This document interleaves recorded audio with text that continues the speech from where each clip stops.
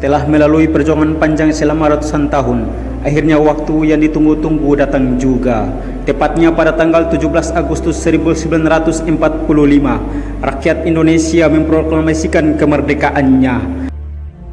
Namun, belum genap 1 bulan usia kemerdekaan, Indonesia langsung mendapat ujian yang berat.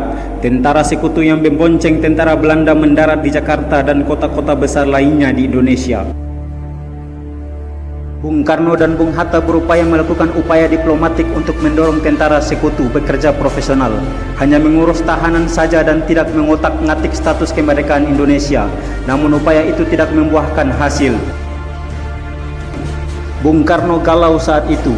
Beliau menganalisa bila sampai terjadi peperangan, secara sistematis Indonesia pasti tidak akan bisa mengalahkan tentara Sekutu, karena persenjataan mereka jauh lebih lengkap dan keahlian militernya lebih memadai. Atas saran dari Panglima Besar Jenderal Sudirman, Bung Karno diminta untuk mengirim utusan khusus kepada Rais Akbar Nahdlatul Ulama, Hadratus Syekh Kiai Haji Hasyim Asy'ari di Pondok Pesantren Tebu Ireng, Jombang. Tujuannya untuk meminta fatwa kepada Kiai Hasyim tentang bagaimana hukumnya berjihad membela negara yang notabene bukan negara Islam seperti Indonesia ini. Kiai Hasyim lantas memanggil Kiai Haji Wahab Hasbullah dari Tampak Beras, Jombang. Kiai Wahab diminta untuk mengumpulkan para ketua-ketua NU se-Jawa dan Madura untuk membahas persoalan ini. Bukan hanya itu saja, Mbah Hasyim juga meminta kepada para kiai-kiai utama NU untuk melakukan sholat istikharah. Salah satunya adalah Kiai Haji Abbas dari Pondok Pesantren Buntet, Cirebon, Jawa Barat. Pada tanggal 22 Oktober 1945, seluruh delegasi NU se-Jawa dan Madura telah berkumpul di kantor pusat Ansor di Jalan Pungutan, Surabaya. Kiai Hasyim langsung memimpin pertemuan tersebut dan kemudian dilanjutkan oleh Kiai Wahab. Setelah berdiskusi yang cukup panjang dan mendengarkan hasil istikharah para kiai utama NU, pada esok siangnya tanggal 22 Oktober 1945, pertemuan menghasilkan 3 rumusan penting yang kemudian dikenal dengan istilah Resolusi Jihad NU. Isi dari resolusi jihad tersebut adalah: 1. Setiap muslim, tua, muda, dan miskin sekalipun wajib memerangi orang kafir yang merintangi kemerdekaan Indonesia. 2. Pejuang yang mati dalam perang kemerdekaan layak dianggap syuhada. 3. Warga yang memihak kepada Belanda dianggap memecah belah kesatuan dan persatuan, oleh karena itu harus dihukum mati. Dokumen resolusi jihad itu ditulis dalam huruf Arab Jawa atau disebut huruf pegon, yang ditandatangani oleh Kiai Haji Hasyim Asy'ari, lalu disebarluaskan ke seluruh jaringan pesantren, tak terkecuali kepada para komandan Laskar Hizbullah dan Sabilillah di seluruh penjuru Jawa dan Madura. Mendengar kedatangan pasukan penjajah, ribuan santri, mujahidin dan para kiai se-Jawa Timur bergerak menuju Surabaya dan situasi pun terus memanas, cenderung tidak terkendali. Resolusi jihad NU telah memompa semangat para relawan rakyat dan memicu terjadinya pertempuran hebat selama 3 hari 3 malam di Surabaya. Tanggal 27 sampai 29 Oktober 1945, tentara Inggris kewalahan menghadapi perlawanan rakyat Jawa Timur. Inggris lantas mendatangkan Soekarno ke Surabaya untuk diajak berunding, melakukan gencatan senjata. Pada hari tanggal 30 Oktober, gencatan senjata ditandatangani pemerintah Indonesia dan Inggris. Namun pada sore harinya terjadi insiden di Jembatan Merah yang menewaskan orang nomor 1 tentara Inggris di Surabaya, yaitu Jenderal Malabi. Gencatan senjata pun langsung berakhir.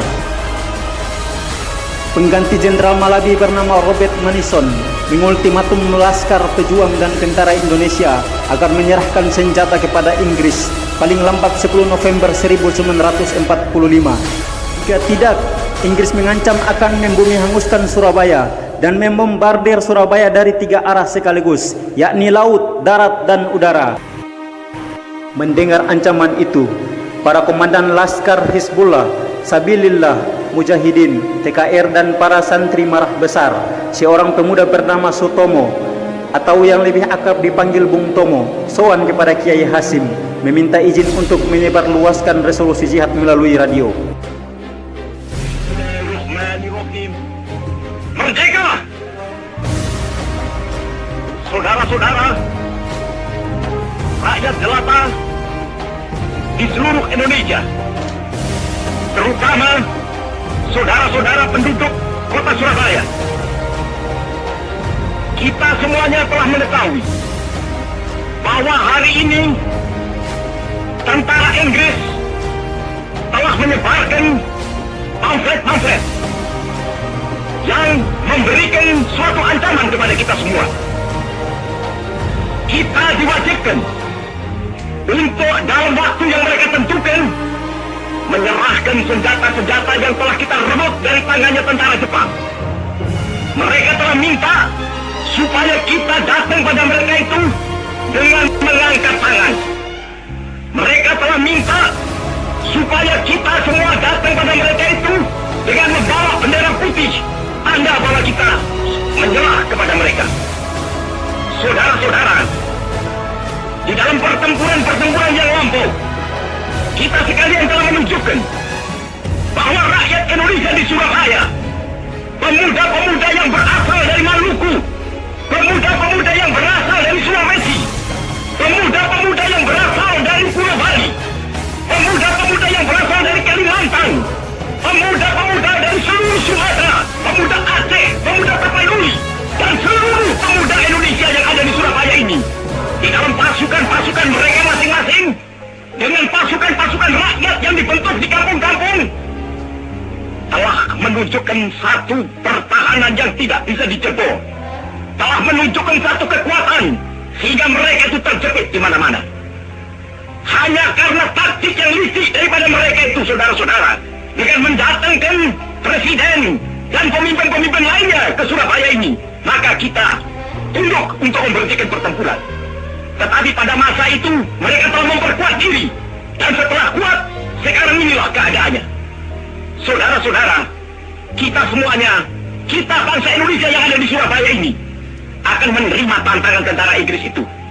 Dan kalau pimpinan tentara Inggris yang ada di Surabaya ingin mendengarkan jawaban rakyat Indonesia, ingin mendengarkan jawaban seluruh pemuda Indonesia yang ada di Surabaya ini, dengarkanlah ini, tentara Inggris.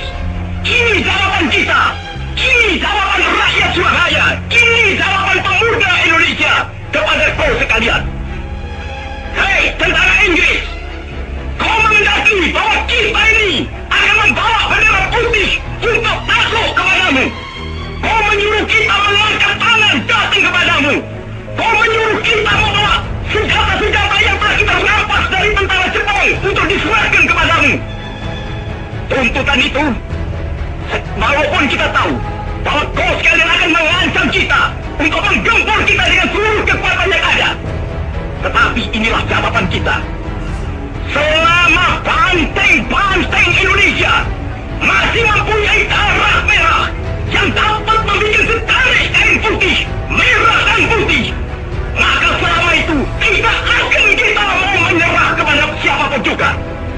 Saudara-saudara rakyat Surabaya, siaplah, keadaan genting. Tetapi saya peringatkan sekali lagi, jangan mulai menembak. Baru kalau kita ditembak, maka kita akan ganti menyerang mereka itu. Kita tunjukkan bahwa kita ini adalah benar-benar orang yang ingin merdeka. Dan untuk kita, saudara-saudara, lebih baik kita hancur daripada tidak merdeka. Sebelum kita tetap merdeka atau mati. Dan kita yakin, saudara-saudara, pada akhirnya pastilah kemenangan akan jatuh ke tangan kita. Sebab Allah selalu berada di pihak yang benar. Percayalah, saudara-saudara, Tuhan akan melindungi kita sekalian. Allahu Akbar, Allahu Akbar, Allahu Akbar. Merdeka! Pertempuran 10 November membuat malu tentara Inggris. Target mereka menguasai Surabaya dalam 3 hari tidak terlaksanakan. Di hari yang kedua, Inggris juga kehilangan Jenderal Robert, yang artinya 1 bulan melawan arek-arek Surabaya, Inggris harus kehilangan 2 orang nomor satunya. Pertempuran Surabaya berlangsung selama 3 minggu. Takbir dan pekik merdeka gema selama pertempuran berlangsung, walaupun pada akhirnya Surabaya jatuh ke tangan Inggris. Namun Inggris mengalami kerugian yang cukup besar ribuan serdadu terlatihnya tewas, termasuk 300 serdadu Gurkha dari India dan Pakistan yang membelot ke Indonesia karena mereka menyadari yang mereka hadapi adalah para pejuang-pejuang muslim dan para santri yang memperjuangkan kemerdekaannya. Artinya silahkan, mari kita berperang. Mati syahid. Kalau hidup kita akan menjadi bangsa yang merdeka. Tekad itulah yang ditanamkan oleh resolusi kita.